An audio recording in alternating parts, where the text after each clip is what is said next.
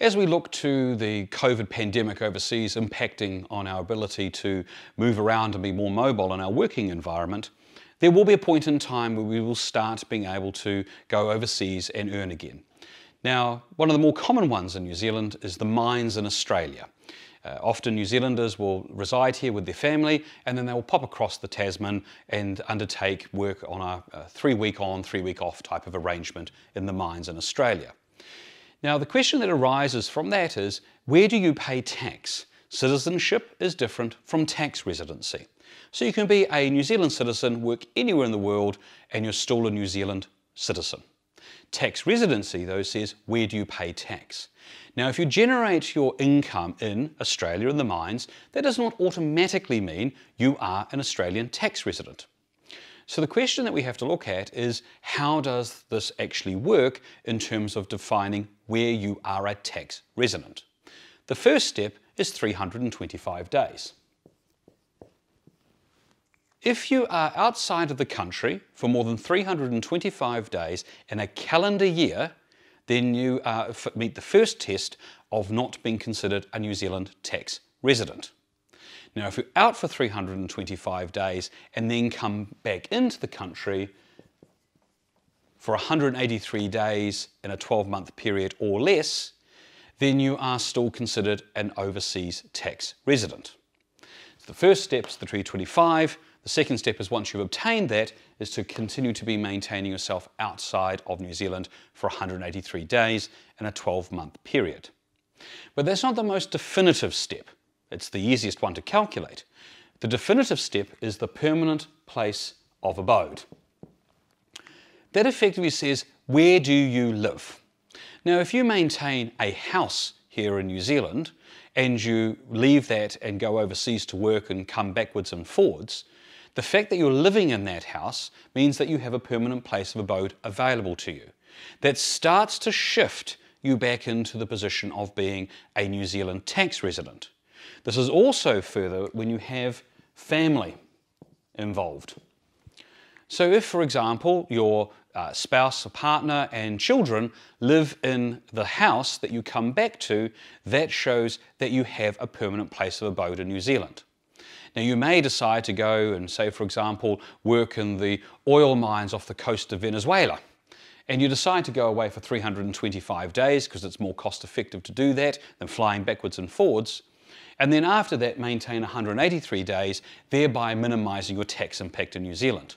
However, if you come back and spend time with your family or other social engagements, that also begins to shift you as being back into a New Zealand tax resident. The other places that you look for is economic interest. Economic interest does not necessarily mean you maintain a bank account here, but you may have KiwiSaver, you may have shares, you may have investments in property with other friends and family. Those things indicate that you have an economic interest in New Zealand, and therefore, in line with everything else, will start to move you more towards being a tax resident. And the final one is your networks. So if you have keep your squash club membership going, for example, that implies that you intend to come back to New Zealand at some time. And keeping those networks, both social or cultural, available does also indicate that you can be a New Zealand tax resident. But why does all that become important? Well, again, if we revert back to our friends over the ditch, and say you're working in Australia, and they do have a higher tax rate in the upper tax than what we do here in New Zealand, it's about how we treat that. Because not all the tax you pay in Australia necessarily could come back to you in New Zealand. So let's say, for example, that you meet these tests and you are a New Zealand tax resident. Your Australian income may be, for example, $180,000 because you've been over there, you're working in a remote location and you get paid well. And of course it's converted from Australian dollars to New Zealand dollars. The Australian tax you might pay, for example, is $60,000, again, just for illustrative purposes. When that income is converted back into New Zealand, the tax on that income, subject to the new government announcement, likely at 39%, will be around, say, $55,000. You have a slight difference there of about $5,000. Now, when you return your income in New Zealand, in the difference between these two, you do not get a $5,000 refund.